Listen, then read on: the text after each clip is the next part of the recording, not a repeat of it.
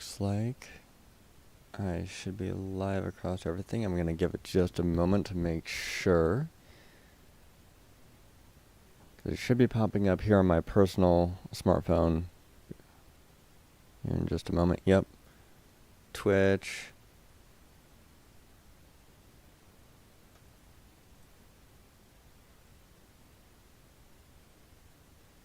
I just want to make sure it pops up on my Facebook page as well. Yep, looks like it's there. Awesome.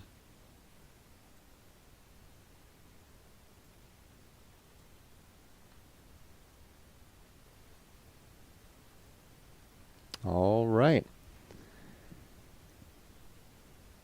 All right. All right. Whoops. All right. A little bit of feedback there. Should have stopped since I went ahead and closed out that tab, which I didn't really mean to.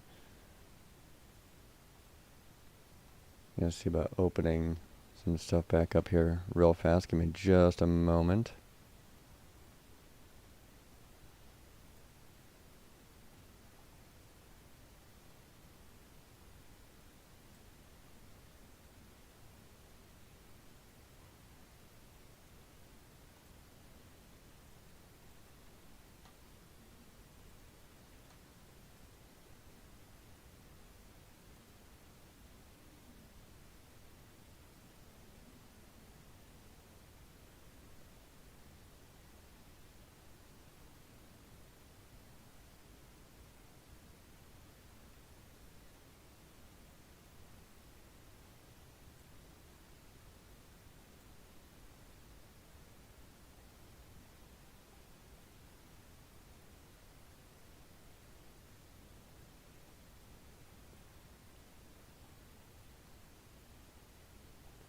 Alright, I believe I've got everything back up and going now.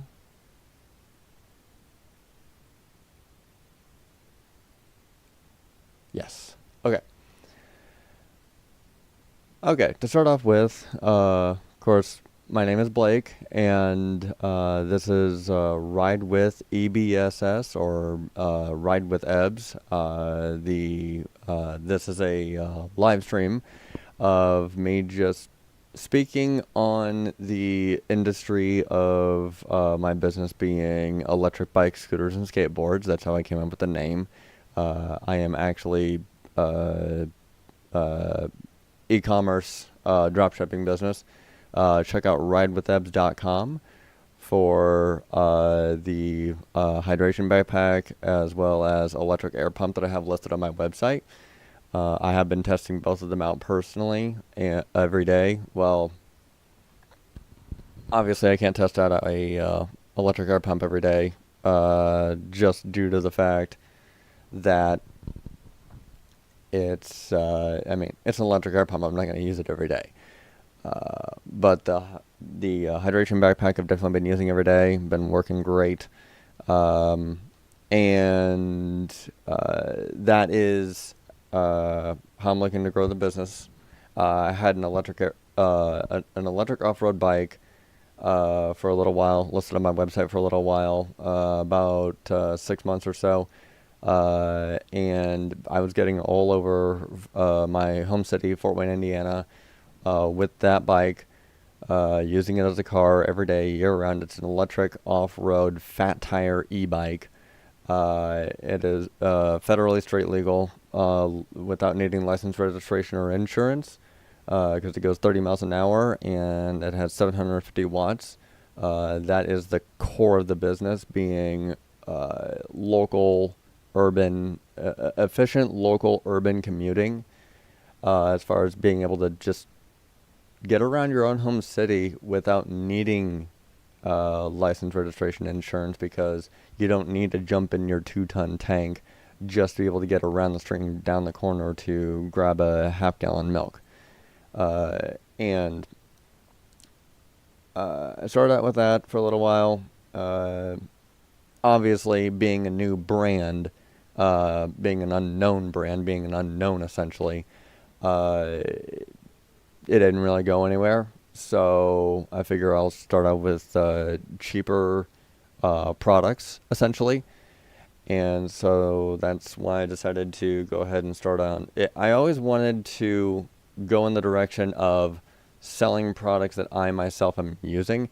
I don't want to just hawk cheap garbage out on the internet, if that makes sense. Like, if I've got it listed on my website, it's because of the fact that I am personally using it. I am, it's things that I've gotten personal use out of. It's things that I'm testing. It's things that I truly believe in. I've There are some products that I bought from different manufacturers that simply didn't work the way I needed them to on a daily basis for myself. Two of them actually being electric scooters, and they worked for a little while and then they quit working. They didn't even last a month. So I don't want to. I'm not putting up cheap garbage on my website. I'm putting up only products that I can use on a daily basis, so that way I can stand behind my product. I can stand behind the brand and say, look, I think this is worth the average person having. This is a product that I want to stand behind because it's something that I think could benefit a lot of people. A hydration backpack, if you are a daily year-round commuter on an electric bike, scooter, or skateboard, is absolutely something that I think a lot of people could get a lot of use out of, being that, you can have an entire day's worth of drink with you on your back. You can drink it literally without even stopping because it's got the straw that comes around your shoulder from the back. And of course, who can't use a backpack? I mean, think of how much stuff you carry, with you on a regular basis. I know I'm personally carrying a lot of GoPro accessories for my GoPro because I'm using it every day, because I'm on the street on my bike, riding with traffic every day. And I'm carrying around a pretty hefty external battery pack. It's got 2 USB-As, 1 USB-C, and a grounded outlet for my laptop. Of course, then I'm also carrying my laptop, 2 different sets of headphones, 2 very different sets of headphones. One is JBL, one is Aftershocks. So I'm carrying around a lot of stuff with me. So if my backpack can handle everything that I carry with me on a daily basis without straining my back, granted, I'm, not 60 or anything like that, or 80 years old or whatever like that. I don't have any serious back problems or anything like that, partially because of my age, but then it also has to do with the fact that I'm doing it on a regular basis. I'm doing it with the right stuff, right? I'm not trying to stuff all this. I'm not trying to jam and cram all this stuff, all this heavier weighted stuff, in a backpack that's not worth it. In a backpack that would strain my shoulders, dig into my muscles and joints and everything like that, and cause me serious pain, especially my lower back and everything like that. And then, of course, the electric air pump, it doubles as 2 light sources and also triples as a battery bank. So I've been able to use it to refill the air in my bike tires, a couple of times so far, because that's honestly a little more that they really get low. But once I I'm working on still getting the S18 back up and going. We're going to figure out if anything about it is salvageable, because we think we have narrowed it down to 1 or 2 possibilities as to why it's not working properly. And if that's the case, then we can just order the same type of parts from different manufacturers and Frankenstein our own electric bike together, and then list that on the website. Because also, there's other things that I would put on the S18 that it didn't come with, and so I'll list those as add-ons and everything like that. So at any rate, just to let you know, this is I am starting a business. I'm starting an e-commerce dropshipping business. I am not. What I'm not looking to do is just hawk cheap garbage on the internet. I'm actually testing it out. I'm actually using it. I'm actually, whenever we actually start getting the SA team put back together, I will be documenting it with my business partner. But for right now, until that point comes, I'm just gonna put out content that is about electric bike scooters and skateboards, about the industry. I'm gonna comment on the industry, comment on the things that I see on social media and the news and everything like that. Maybe hopefully educate yourself. Or if you think I've gotten something wrong, feel free to leave me a comment with your source. I'll look into it. I have no problem being proven that I'm wrong.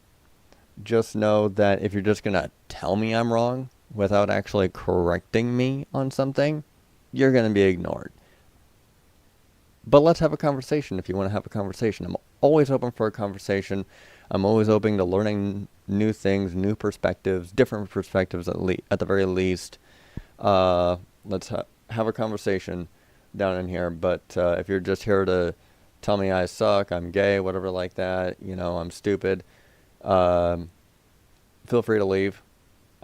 You're going to be ignored, at least by me. I can't guarantee everybody else. I don't control what other people do online. But if you're going to contribute nothing, then you're going to be ignored by me. I'm going to ignore you. So, at any rate, let's go ahead and get into the first topic that I really want to get into here. Give me just a moment to see if this will actually work, because this software is wanting to be temperamental a lot. The one thing I definitely want to hit on real fast is this article here that came out on Forbes, apparently. I don't think this is very new. Yeah, it's dated on the 12th and it's on the 20th. So I should have reacted to this last weekend and I just didn't get to it, but reacting to it now. Okay, so here we go. The EU Court of Justice has today ruled that as e-bikes are not propelled exclusively by mechanical power, they are not covered by the obligations to be insured in the same way as... I said something similar to that last weekend. The case was brought following the death of a cyclist using an e-bike on a road in Bruges. I don't mean to mispronounce that. I just don't know exactly how it's pronounced. Belgium. The cyclist was struck by a motorist in subsequent court proceedings concerning compensation. A dispute arose over the legal classification of the electric bicycle. Should it be regarded as a motor vehicle? I already know the answer to this. The electric bicycle in question provided pedal assistance rather than full propulsion by a motor. Well, like I said last weekend, and there was somebody on TikTok that tried to correct me, that tried to say, tried to skew my words. And I will restate myself for the sake of clarifying myself. There is no motor on an electric bike. Due to the nature of a motor needing either gears or some sort of combustion in order to propel the object that it is attached to, electric bikes are propelled by two magnets that are getting power from a battery that is controlled by a tiny computer chip. That is not a motor. And I understand the confusion. I do. Because you look across multiple different sources, Urban Dictionary, Harvard Dictionary, Webster's Dictionary, a bunch of other colleges, even some other manufacturers in the same industry. They're almost all calling these things different things. Some of them have similarities to them, but for the most part, they're all calling them different things. So, like I said last weekend, I think it was last weekend. It was either the last weekend or the weekend before. I'm taking the baton, and I'm saying that these are not motors, these are electric hubs. Because the only thing they have inside them is magnets. That is not a motor. There are some e-bikes out there that you get into the hub and that's gears that is different. Then you are talking about something different. But if it's an electric bike that's made right, it's made by magnets. Those are not motors, that is a hub. The legal classification was crucial in order to determine whether the victim was the operator of a motor vehicle or whether his family was entitled to automatic compensation as a vulnerable road user under Belgian law.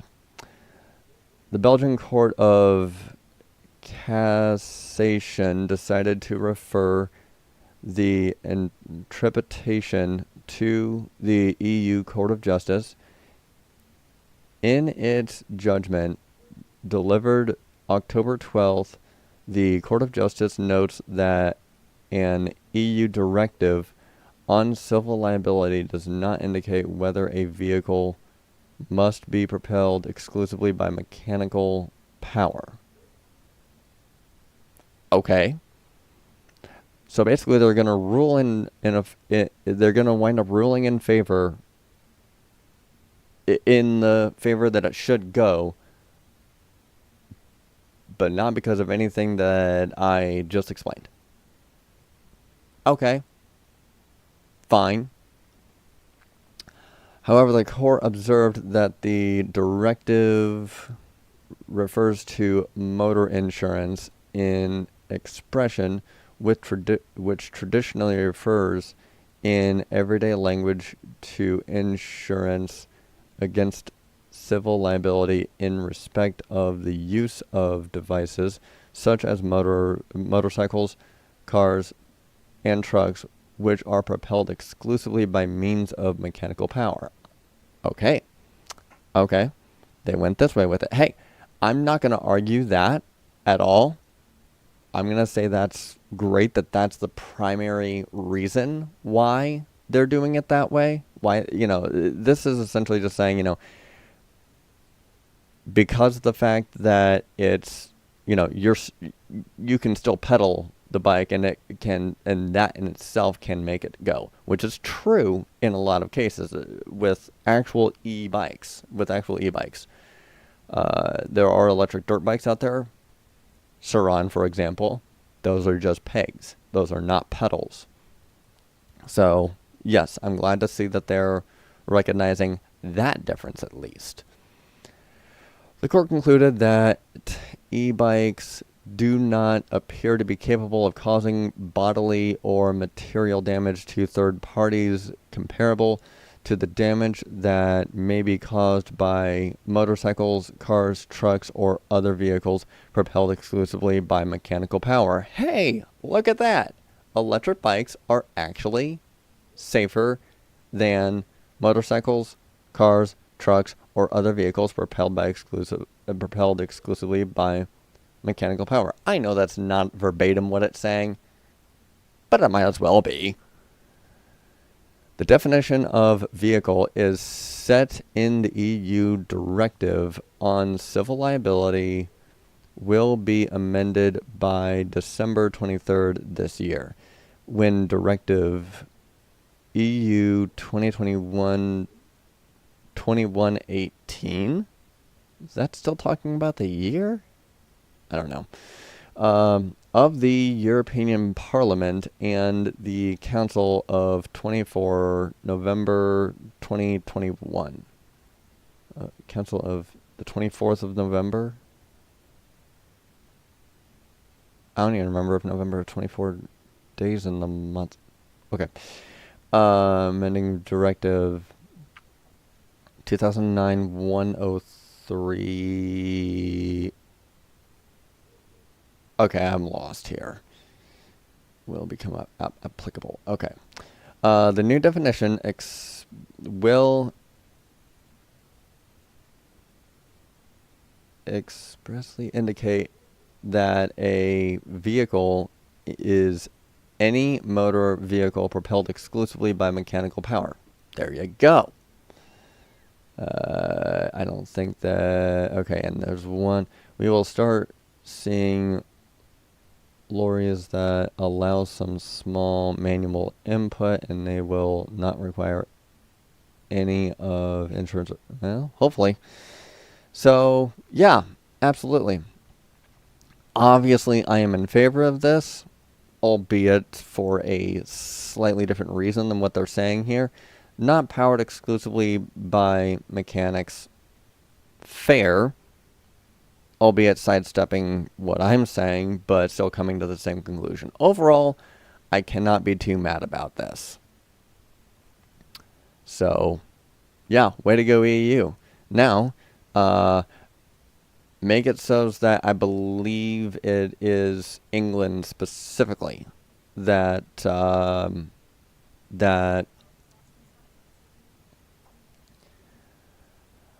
I believe it is England specifically that is the one that has a ban on private electric scooters on city streets.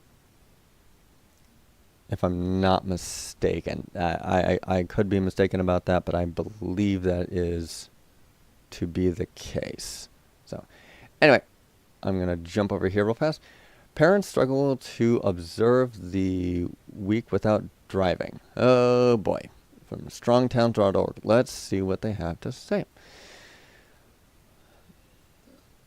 The first week of October marks the National Week Without Driving. Marks the National Week Without Driving. A challenge for elected officials, transportation officials, and those who work intersects with the built environment to navigate the world they help construct without a car. The aim of the campaign, launched by the Disability Mobility Initiative in 2020, is for decision makers to understand the barriers and challenges that non-drivers face when trying to move safely within their communities. Yep, 100%. I knew that something like this was going to come up because there's just... Who's that? Yeah. Whenever you start something like this, you've got to make sure that it can be followed up with, actually being able to do this. I mean... otherwise, you're going to wind up running into problems even pulling something like this off. In 2023, partnership with America Walks, the challenge went national, and individuals of all professions and backgrounds were encouraged to go car-free October 2nd through the 8th. Hundreds of anecdotes and photos flooded social media under the hashtag Week Without Driving as people choose to commute to work by bus, transport their children to work by bike, and break up their grocery runs into smaller trips to be accomplished by foot. Awesome. Absolutely. Some expressed joy at discovering an alternative method of commuting to work, and one that forgoes the hassle of parking. I mean, it's great that they find joy in an alternative method of commuting to work. It's great that they're discovering this, but it's also sad to see that walking or cycling to work is considered an alternative method to driving. Like that, so yeah, very mixed. I'm very mixed reactions about that. Great that you found this out, but really. Others shared observations on their town's architecture as they waited for the bus. Yeah.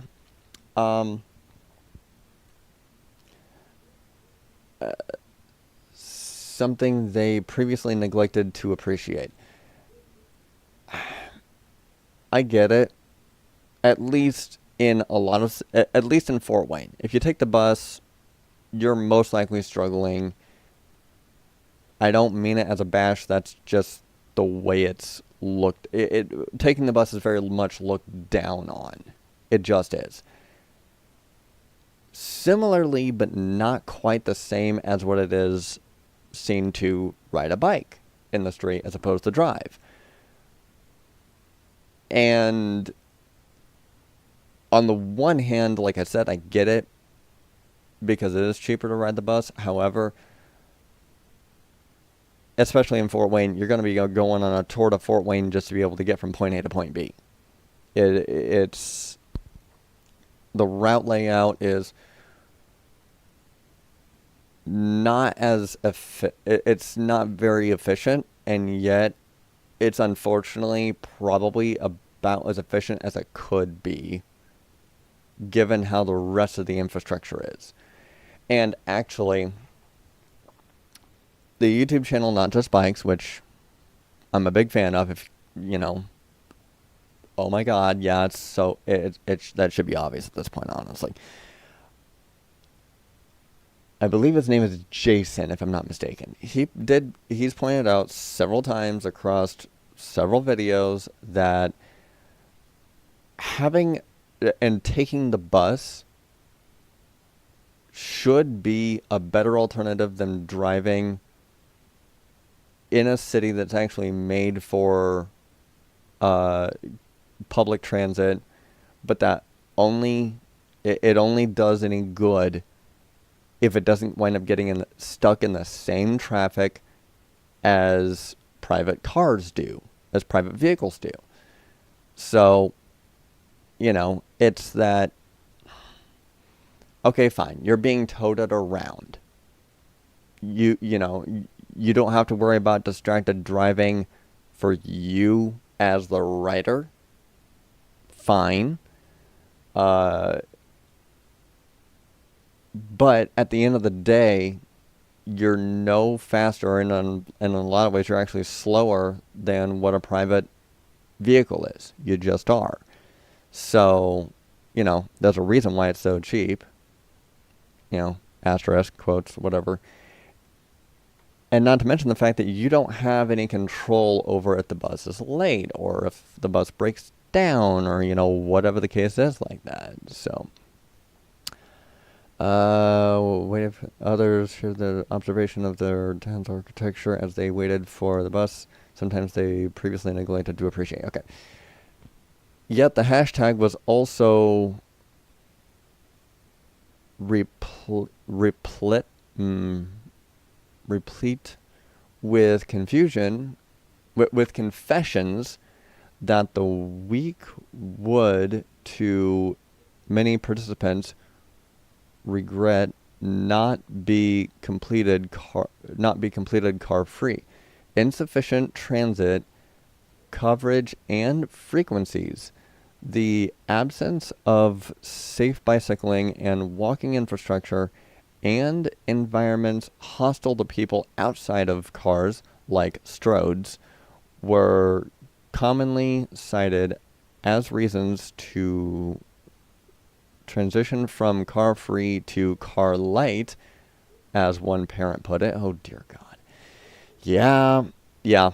I mean, infrastructure is just not been made. It's been made for cars. It's been made for trucks. It's been made for SUVs. It's been made for vans. It's been made for even motorcycles.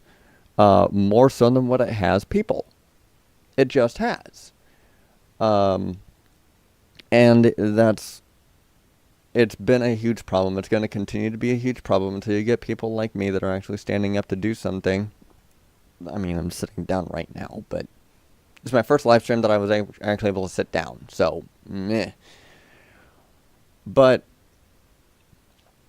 it's absolutely one of those things that the infrastructure has been, cities have been bulldozed for vehicles now. And it needs to change. Otherwise, you are going to have nothing but highways stacked on top of highways, stacked on top of highways. You're going to, you're not going to even, the only way that you get away from a 12-lane stroad is if you live out in the country. And, suburbs are going to become the norm, in which case, you want to walk somewhere? Are you suicidal? I mean, that's going to be what we're coming to. Notably, one of the trips that resulted in participants failing the challenge involved transporting children. Yeah. And this is a very interesting paradox, and I always get people tripped up with it that, cycling is super dangerous. No, it is actually driving that is super dangerous. Driving makes me commuting on a bicycle super dangerous. Cycling in itself, riding a scooter, riding a skateboard in itself is far less dangerous than what driving is. But by me driving, but by me cycling, I'm being a part of the solution as opposed to the problem. Everybody's so scared to death of being ran over by a vehicle. But they're not thinking about the fact that by jumping in their own vehicle to protect themselves, you are then creating more of a problem. You are being a part of the problem as opposed to a part of the solution by choosing to by choosing to be inside a vehicle, choosing to drive inside a vehicle. And through urban, densely populated areas, through residential areas, that is actually where the problem is whenever you get people that want to zip through school zone at 40 miles an hour in an SUV.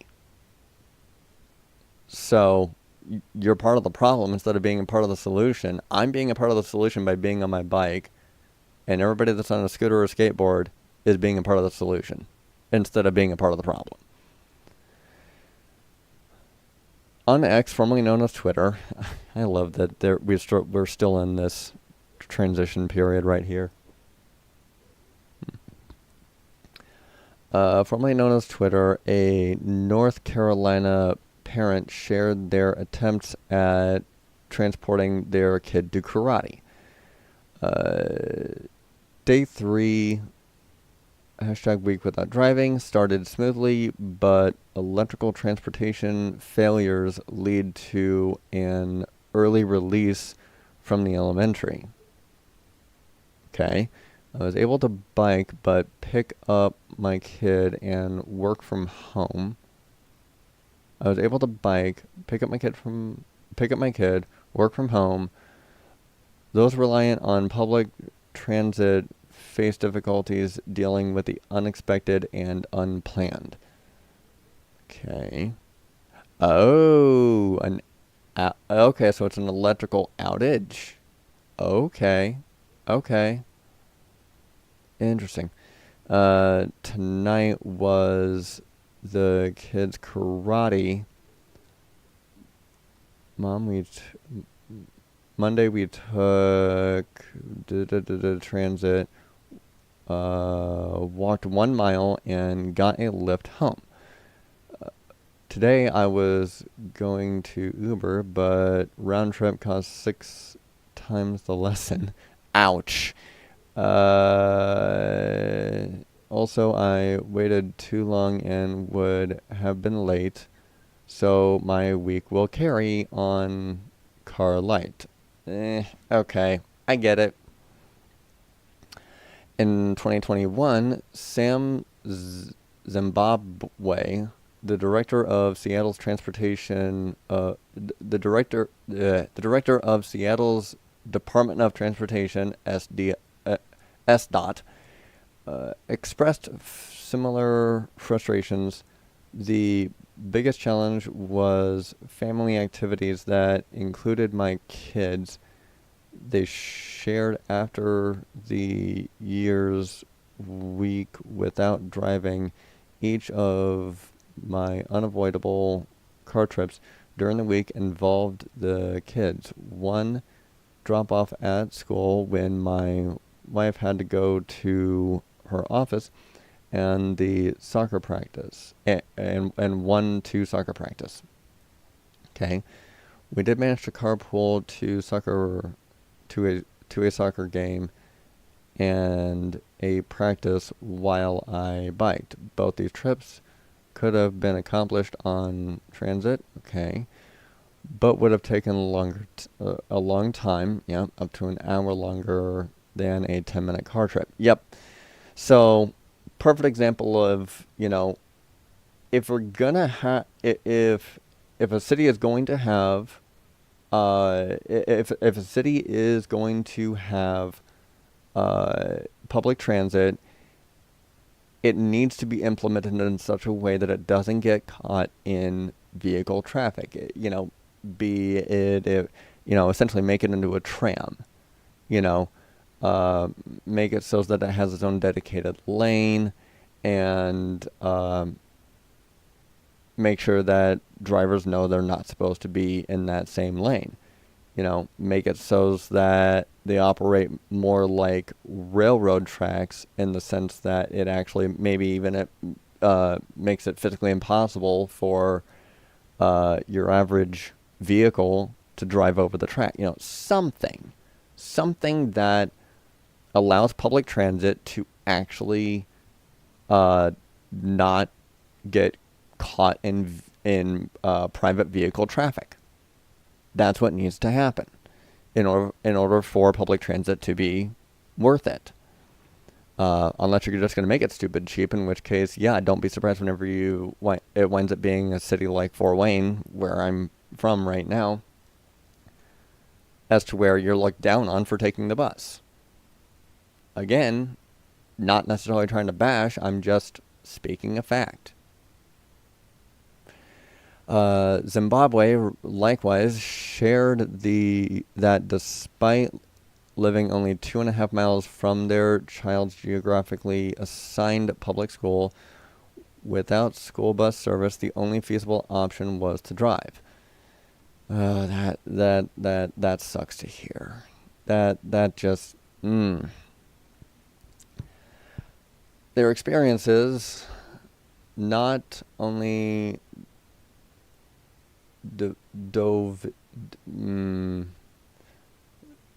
dovetailed with recent studies that reveal most car trips total under 5 miles. Yep. But also bring attention to the increasing difficulty of transporting children to school. Okay. Yep, I agree.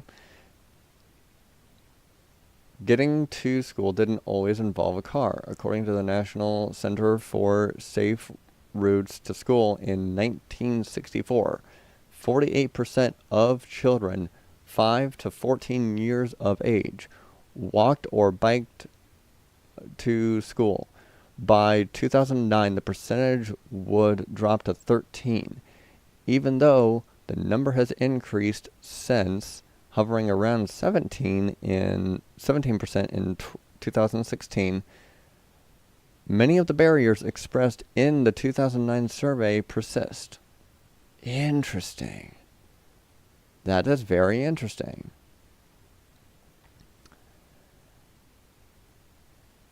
The same survey, in the same survey, the supermajority of parents identified distance to school as the primary barrier. Traffic-related danger, as the study put it, came in second. For comparison, 31% of students between kindergarten and 8th grade lived within 1 mile of school in 2009, down from the 41% in 1969. That's both fascinating and terrifying. Yeah, I'm going to reread that to make sure I got it right. For comparison, 31% of students between kindergarten and 8th grade lived within 1 mile of... Okay, yeah, which is down from 41% 19... Okay. Yeah. Okay, yep, I'm understanding that right, I think. Of those children who lived within 1 mile of school, only 35% walked or biked, compared to the 89% who walked or biked in 1969. Oh my God. Wow. That is...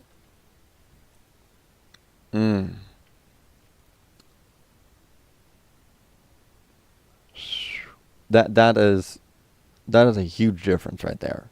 That it's a giant window of difference there. Distance may be a barrier, but National Center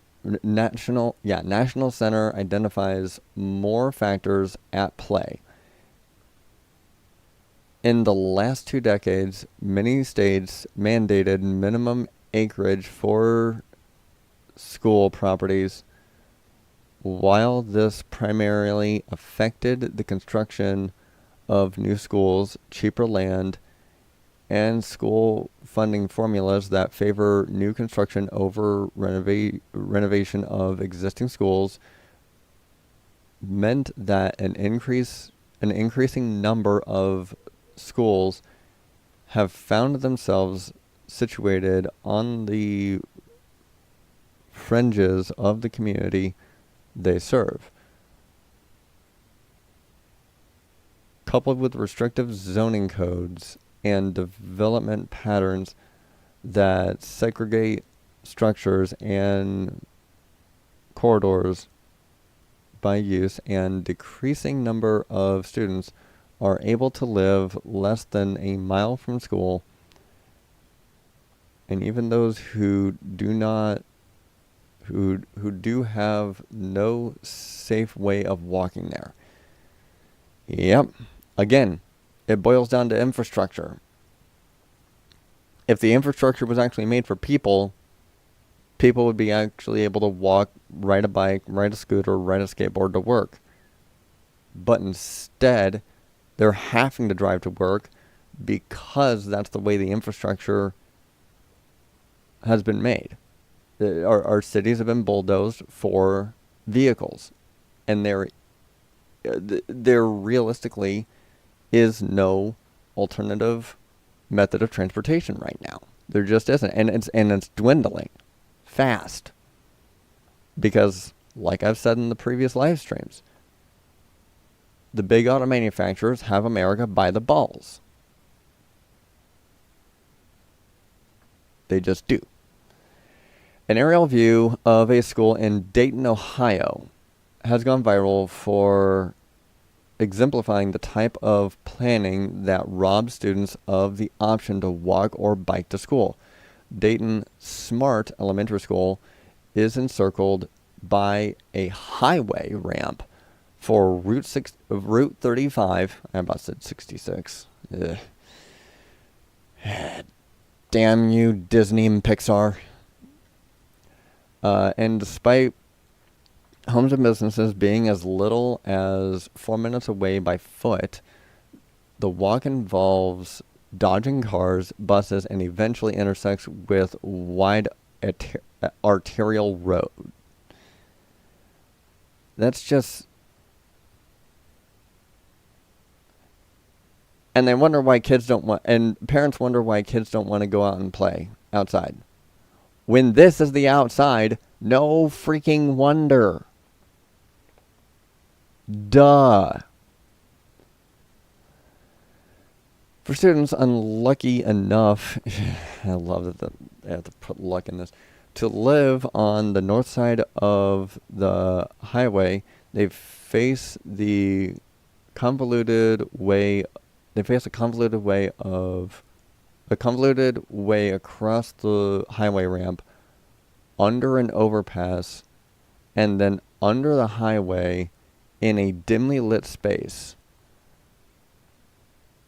That sounds terrifying. That sounds like something out of a horror movie. That sounds like they built a little place for Pennywise down in there. Jeez. Double check my comments real fast, see if I've got anything. Nope. Okay. Cool to keep going. Yeah, it's no.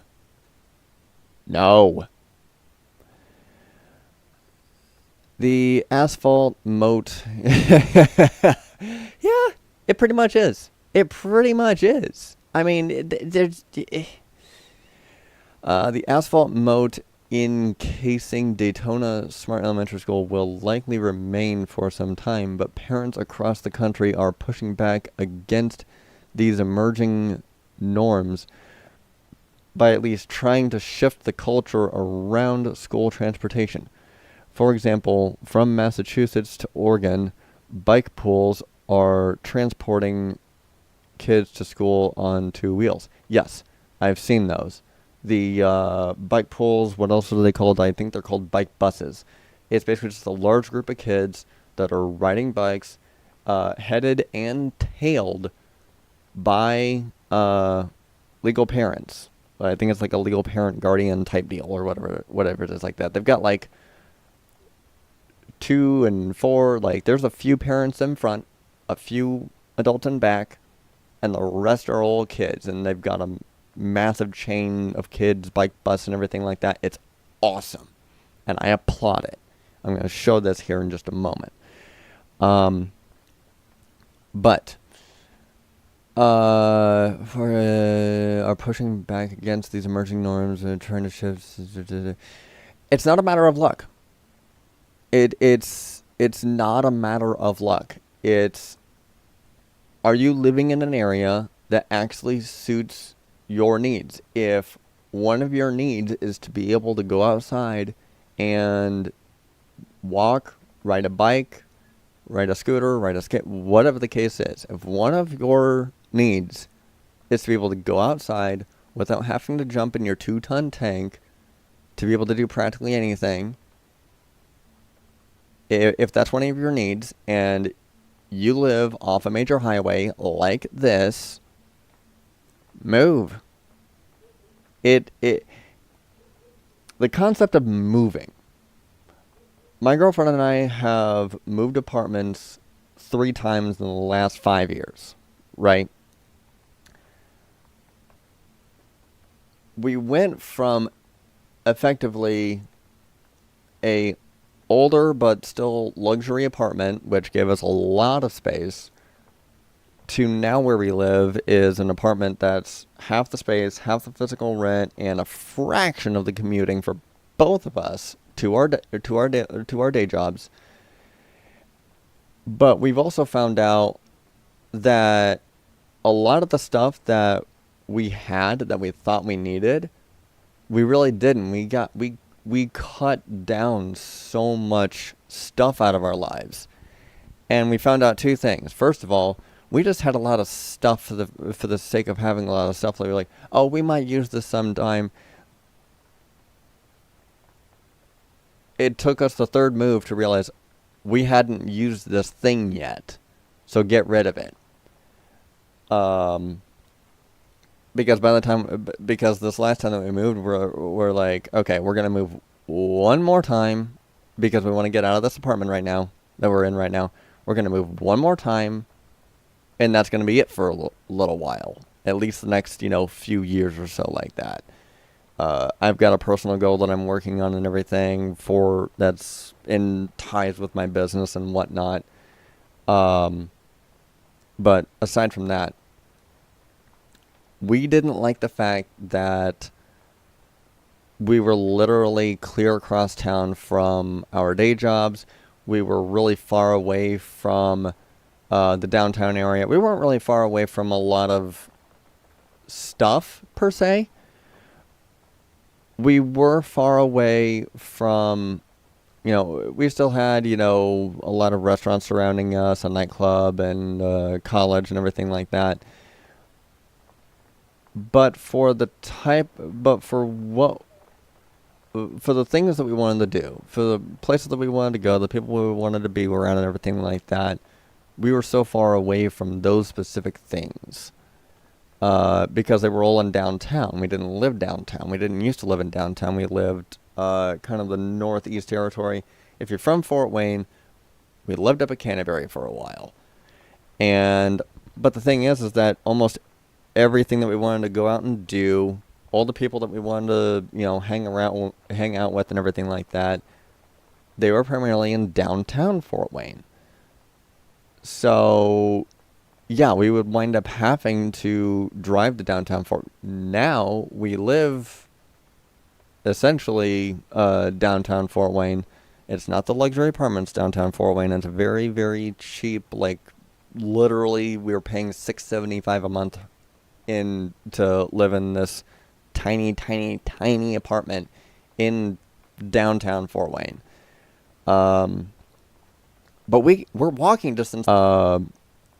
We can walk for like an hour and a half and be fine. Take like a 10-minute long break and then keep walking again to get back home. We're young enough that we can do that, and yeah, we're going to be tired by that point, but even so. My point is that, people make a big deal about moving mostly just because of the fact that they've got too much stuff. And I had to come to that conclusion on my own. She had to come to that conclusion on her own. But what that allowed us to do was realize that and be like, okay, this move, we're donating as much stuff as we possibly can. We're cutting ourselves down to the absolute bare bones minimum, which honestly wind up alleviating ourselves of a lot of stress. We had so much stuff, it was cluttering. And once we got rid of it, we felt so much better. Because now, even if our next move, and we wind up having to move, we wind up being able to move into a bigger place. We don't have to fill up that place with more stuff, and it's going to be easier for us to move because we have less. It's just been such a relief for us to not have to worry about that constantly. So yeah, no. If you live here, if you live in this type of area like this, and you're unhappy with it, move.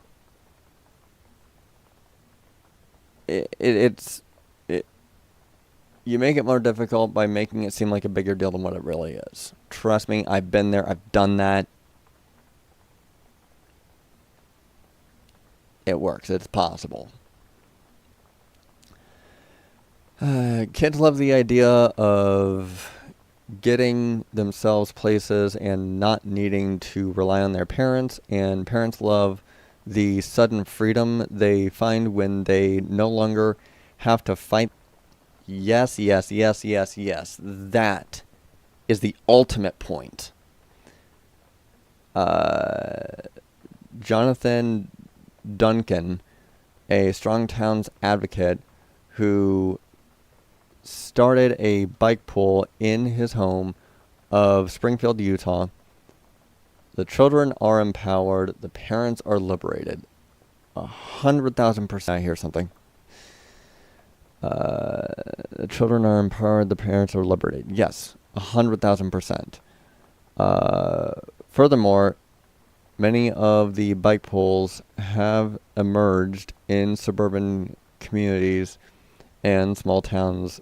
Those most likely have schools located on their perimeters. Getting kids walking and biking not only for recreation but for transportation is likely to stay with them as they age. Even so, Duncan noted that some of the former bike poolers have graduated to motorized vehicles, like with the week without driving. However, the hope is that the seed was planted. Yes. Yeah. It's sad that one of the saddest things that I've come across is that whenever you explain a concept to somebody that it should be natural, we were walking before we even knew that we could ride horses.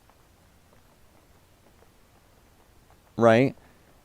And then we decided to put a horse on a carriage. And then Henry Ford decided to come across and put a internal combustion engine on a carriage. People thought he was insane for that. Look where we are now. You're insane if you don't jump into a vehicle that can go 0 to 60 in like 10 seconds flat or less. It's insane to think that, like I've said in the previous live stream, the technological advancement that we've had with cars is very impressive, but it's also incredibly impractical for the average person. It just is. For the average person on a daily basis, it's very, very, very impractical. Especially now with everything, with all the prices for everything about driving going through the roof. So, it's one of those things where the seed needs to be planted in people's heads that cycling or riding a scooter or skateboard is not a new concept. It is very much an old concept. But businesses like mine, Ebs, is simply looking to introduce it into today's world as an alternative to needing a vehicle every day.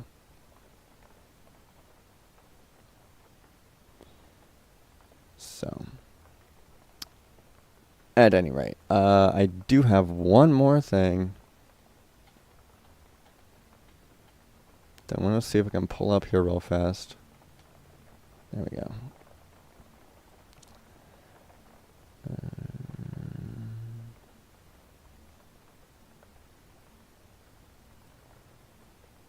Okay.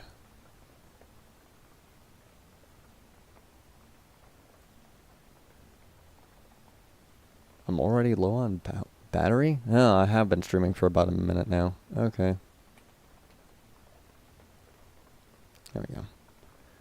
I've been streaming for about an hour. Okay, I'm going to let it keep going a little bit longer. I'm going to get through this last article. Hopefully a few more things on X here. Bicycle retailer. All right. I came across this article and I was really excited to dive into it, so let's go ahead and dive into it. Nearly half of U.S. bike shops don't carry any of the big four brands. Okay. According to September data from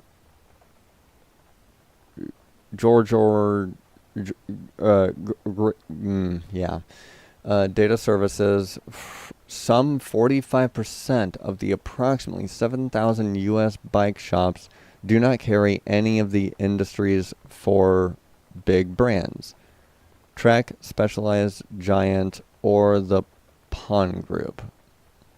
Santa Cruz. Okay. It's an interesting fact, and one that calls into the question of the supposed, I don't even know how to pronounce it, of the group I like to call, okay. After all, if they're so dominant, why don't they have greater market penetration? Which is to say, why aren't those four brands in a higher percentage of dealers? A combined 70 or 80%, as is typical in other mature industries. To find out, I spent time talking with non-aligned businesses owners and learned some intriguing things about how they keep their businesses profitable during some of the toughest financial times since the bike boom went bust nearly 50 years ago. Keep it small, keep it lean. Chris Kelly owns Topogana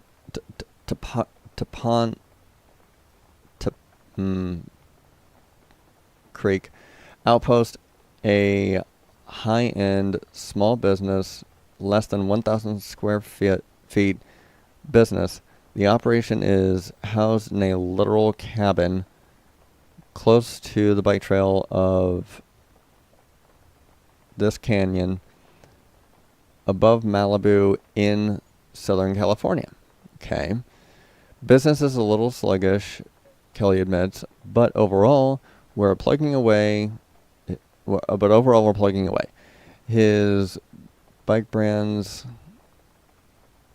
include Shirley, Pivot, BMC, and Esker.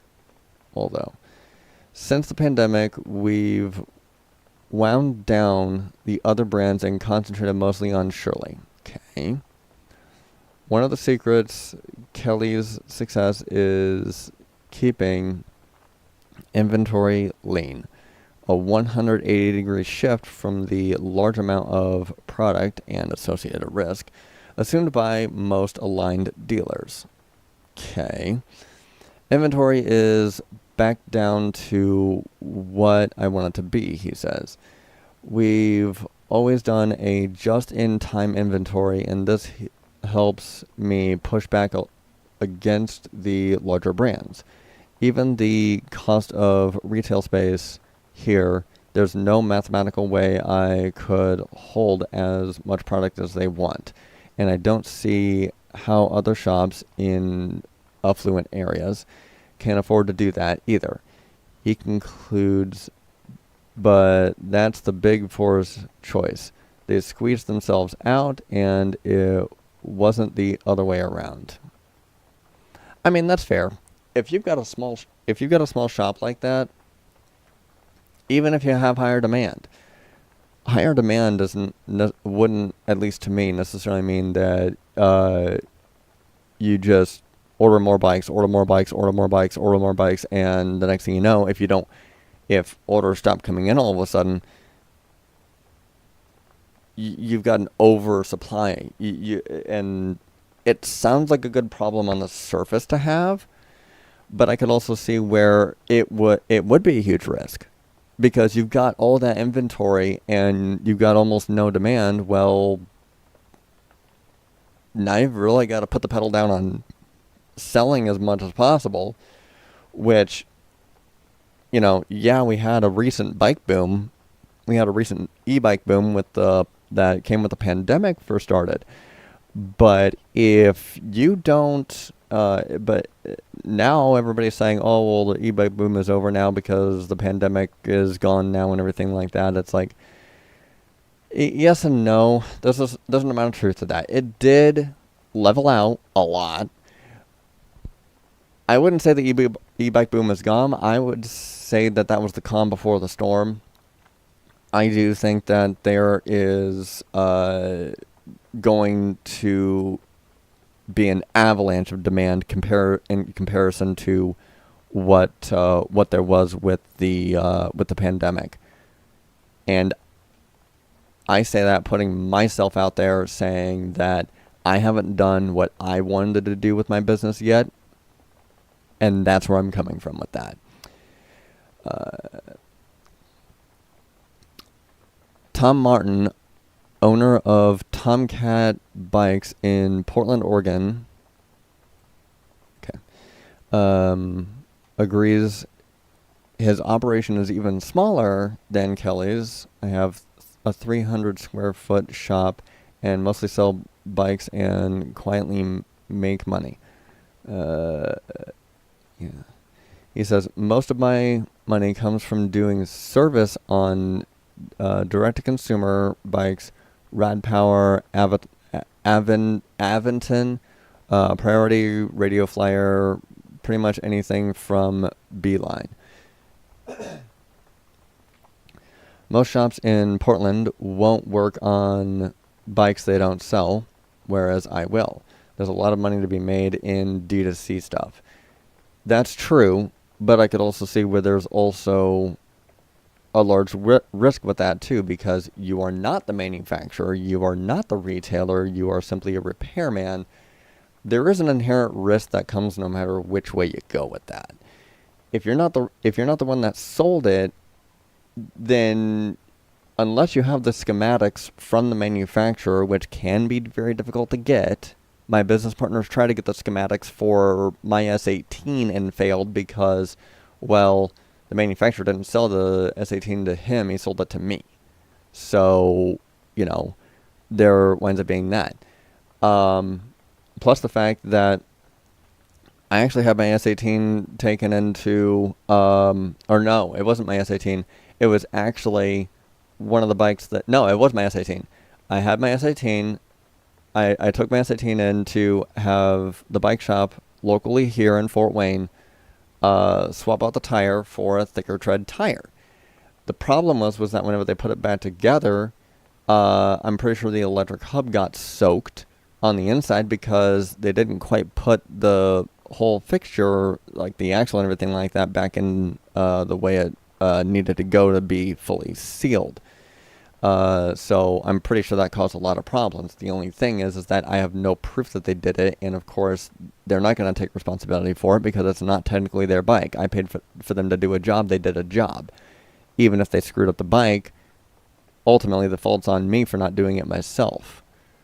So, that's one of those things that there's a risk no matter which way you go. Martin continues, the other story is the Big Four want us to be stocking dealers, and I just don't have the space or the capital. Okay, not having the space or the capital, yeah, that's a double whammy right there.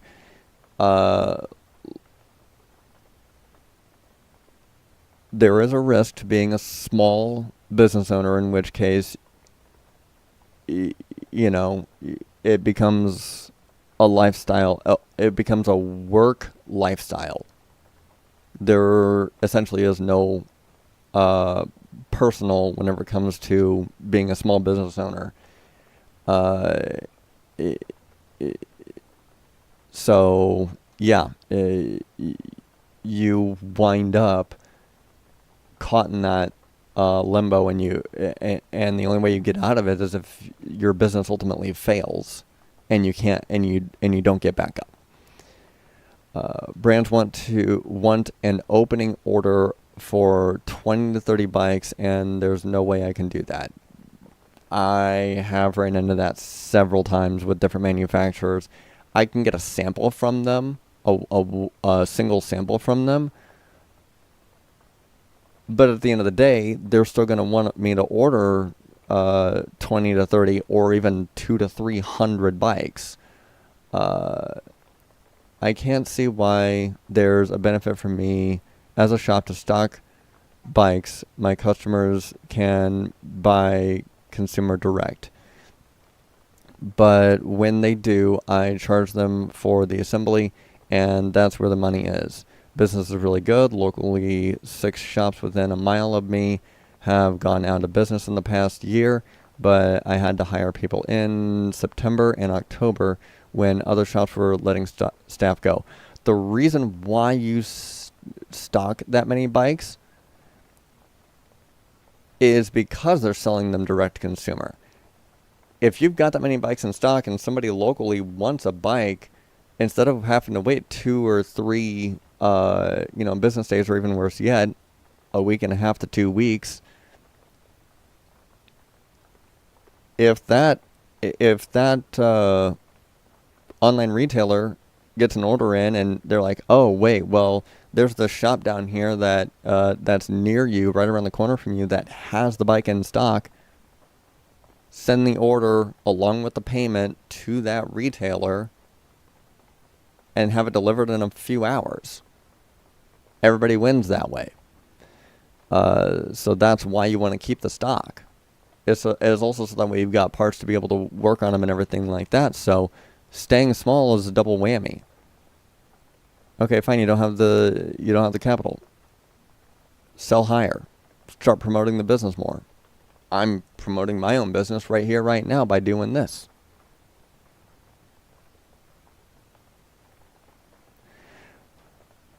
But not all successful non-aligned dealers are operating out of holes in the wall. Ryan owns a more traditional business, the 5,000 square foot Kazoo Swift in Kalamazoo, Michigan.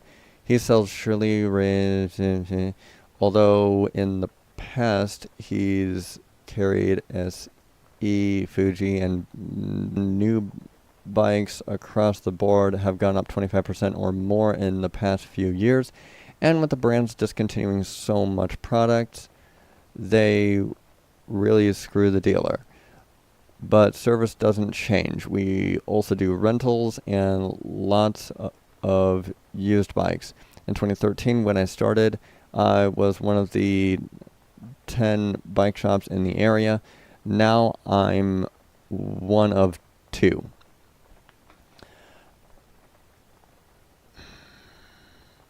I mean, there's a whole bunch that could possibly go into... there's a whole bunch of reasons as to why this whole thing worked out the way it did, or realistically, rather, didn't work out the way it crashed the way it did, essentially. Yeah, sure, everything's gone up by at least that much of a percentage. And demand can be a reason for that. Your demand goes up, and then your inventory goes up, prices can go up. Not to mention the fact the Federal Reserve just printed out trillions of dollars in the past over the course of 6 months, thus devaluing the dollar, and now to go to Chipotle costs you $20 as opposed to $5. Just saying. Barber also credits his shop's attitude in getting and keeping customers. He says, given today's economy, people are turned off by name brands and prices that seem overinflated. Customers come in and complain about other shops being spandex branded. They're turned off by the sticker prices and eventually make it down here. We do a lot of used bikes, 70% used, 30% new. With used bikes, you're looking at a 40 to 60% margin, and we throw in after-sales service and long-time discounts on tune-ups. The long-time discounts on tune-ups and after-sales service, 100,000%. Pick any of the major auto manufacturers; they're doing the same thing.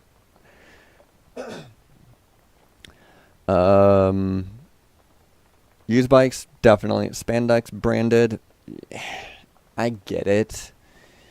Like I said in a previous podcast, in a previous episode, there's a lot of middlemen out there that are just looking for fast cash, and they're wanting to get the cheapest e-bike that they possibly can get their hands on and sell it at an extreme markup. I'm talking, 400, 500, 600% markup. It's absolutely ridiculous. But then you've got these people here, these smaller local bike shops, they're only doing, 40 to 60% margins, and no wonder why they can't keep the lights on or whatever like that. Whenever you're barely making any money off the products that you're selling, you can't get more products in that way. Not unless you're only hiring a few people, in which case, yeah, you're just a small little tiny shop. And I'm not mean to bash on, the local mom and pop shops or anything like that, but it's in a constant limbo essentially of, you're doing just enough to make sure you don't die out and fade away, but you're also not doing enough to actually thrive either. You're not actually doing enough to grow. So, know your limits. Some shops have gotten out of the low margin / high margin inventory bicycle trap entirely. Tom owns a bike garage, a sub 1,000-foot storefront in Port Angeles, Washington. Back in 2019, I decided to quit selling bicycles altogether. When e-bikes took off, I realized I didn't have to concentrate on selling bikes at all. That were much more money to there.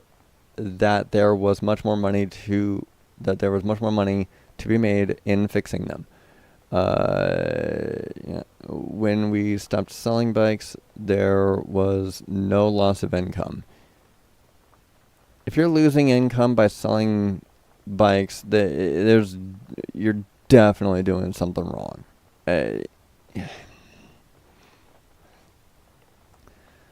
The repair business in our little town is pretty good. We average just shy of $1,000 a day in income. One of the services I offer is assembly and adjustment of bikes bought online. The customer has bike shipped to me. I do the service and they pay me and write off a happy camper.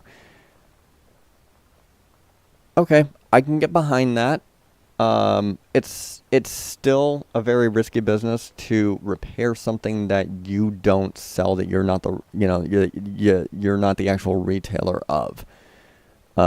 It's either a liability to you as the business owner because you could screw it up and get sued, or it's a liability to the customer because you're having them sign a piece of paper saying, hey, we're not, we as the repair business are not liable, so, here's this piece of paper, otherwise we won't do the job. I get it. Which way do you go here? Either way, you're damned if you do, damned if you don't. But it seems to be working out for some people at least, so I guess. Okay. I'm just going to go ahead and end it right there right now because my camera's apparently about to die, and apparently I've been on for an hour and a half. That is not bad, honestly. So, at any rate, if I can get full screen back up and going. There we go. Alright, so I'm going to go ahead and end it right there. Like I said in the beginning of the stream, my website is ridewithebs.com, ridewithebs.com. Any ads that you saw in this video, live stream, or anything like that, just know that I'm not getting any money from this. I don't monetize these live streams. I don't monetize the videos or anything like that. I make money on different print on demand uh, uh, uh, print on demand services to get some apparel going, just so that way I can go even lower cost merchandise essentially. That and I'm gonna use that essentially, the money that I make from that, to actually get the S18 and other, the other bike or the other scooter, the other skateboard, everything like that. So anyway, that is all I got for right now. I have decided to go ahead and start doing live streams once a week. Because I ran into a problem with doing my live stream last week where I didn't quite have enough clips to cover for 2 weeks. So I'm doing it once a week now. We'll see what happens. Anyway, that's all I got, and I'll be back next week. So see ya.